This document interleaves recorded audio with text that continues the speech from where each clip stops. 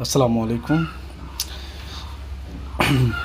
Dear viewers, কেমন আছেন আপনারা সবাই?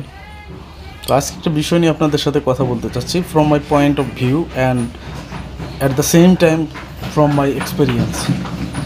তো আমার ক্লাসে একটা স্টুডেন্ট ছিল, সে বরাবরই কখনো ক্লাসে পড়া দিতে পারতো না, মানে হি ওয়াজ নট অ্যাটেন্টিভ। সে সবসময় ব্যাক বেঞ্চে অবস্থান করতো, ক্লাসে একদম শেষ বেঞ্চে অবস্থান করতো, যার কারণে আমি ওর ব্যাপারে একটু অসন্তুষ্ট ছিলাম। সে পড়াশোনা দিতে পারতো না।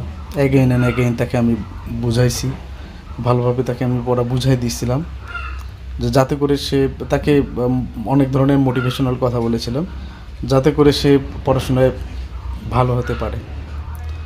তো ক্লাসে সে একদম থিতু হয়ে থাকতো, একদম ভীত অবস্থায় থাকতো, এবং মনে হইতো যে সে ক্লাসে একদম স্কুলটায় যেন জোর করে আসে, হ্যাঁ, জোর করে পাঠানো দেওয়া হয় স্কুলে।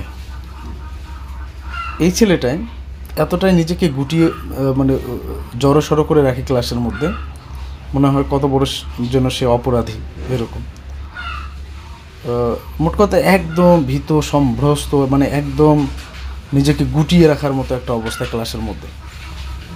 কিন্তু আমি একদিন বাজারে গিয়ে দেখি তার একটা দোকান আছে, সে দোকানের মধ্যে বেচা কিনা করতেছে, বেসাতি করতেছে।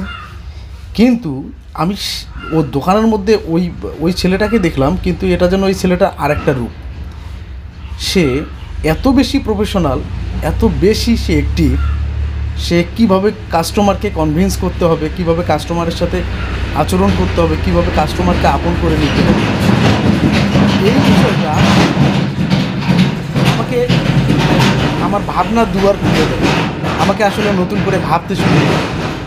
তখন আমি আসলে একটা জিনিস বুঝতে পারি, যে আসলে শুধুমাত্র পড়াশোনা দিয়ে আসলে কাউকে লিমিটেড করে রাখাটা আমাদের ঠিক না। একজন মানুষ যদি ট্যালেন্টেড হয়, সে তার জীবনে যে কোনো ক্ষেত্রেই তার ট্যালেন্টকে শো করে সে শাইন করতে পারে লাইফে। এই বিষয়টা আমার কাছে মনে হলো। এজন্য মানে আমার কাছে ছেলেটাকে সেদিন মনে হলো না, সে আসলে দোকানদারি করার জন্যই ফিট, এবং সে এখানে সে যদি এই তার একাগ্রতা, তার যে অ্যাটেন্টিভনেস, এইটা দিয়ে সে যদি তার ব্যবসাটা করে, ইন ফিউচারে সে এটা করে সফল হতে পারে। আমার কাছে এটা মনে হলো, এবং সে তার ব্যবসাটাকে ইন ফিউচারে আরও এক্সটেন্ড করতে পারে। আমার কাছে এটা মনে হলো। তো পরের দিন আমি তাকে আমার ক্লাসে বললাম, শোনো, তোমাকে তো ক্লাসে গুটিয়ে মানে জড়সড়ো হয়ে থাকতে দেখি, কিন্তু তুমি তো দোকানে তোমার আরেক মূর্তি দেখা যায়। তুমি এত ভালোভাবে তোমার কাস্টমারদেরকে সার্ভ করো, তাদের কনভিন্স করো, তাদের সাথে আচরণ করো, বিহেভ করো। তো বেচারা আসলে একটু খুশি হয়ে গেল। পরে তাকে বললাম যে তুমি ব্যবসাটাই করো, হ্যাঁ, এবং ব্যবসার পাশাপাশি যতটুকু সময় পাও পড়াশোনা করো।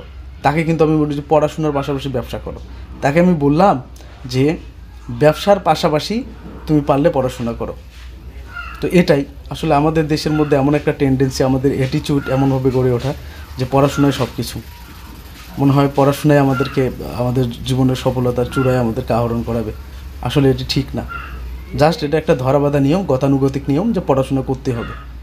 পড়াশোনার পাশাপাশি আমাদের অন্যান্য কাজ করতে হবে, এটা না। আমরা যে বিষয়টাতে 100% কনফিডেন্ট, 100% আমরা অ্যাক্টিভ, সেই বিষয়টা আগে নিয়ে তারপরে পড়াশোনা করব। তো আরেকটা বিষয় হচ্ছে কি, সেটা আমরা জানি, একজন মানুষকে আসলে হত্যা করা যেতে পারে, কিন্তু তার আসলে আইডিয়াগুলোকে কখনো পরাজিত করা যেতে পারে না। তো এই বিষয়টা আমার একটা শিক্ষা, যে আসলে আমাদের জীবনে, প্রাত্যহিক জীবনে আমরা দেখি যে আমরা শুধু পড়াশোনা দিয়েই মানুষকে জাস্টিফাই করি যে মানুষটা আসলে কতটা শিক্ষিত অশিক্ষিত। এইটা না, একজন মানুষ কতটা প্রফেশনাল, কতটা অ্যাক্টিভ তার স্বকর্মে, এটাই প্রমাণ করে ওই মানুষটা আসলে কী। ধন্যবাদ, দেখা হবে পরবর্তী আরেকটা ভিডিওতে। আসসালামু আলাইকুম।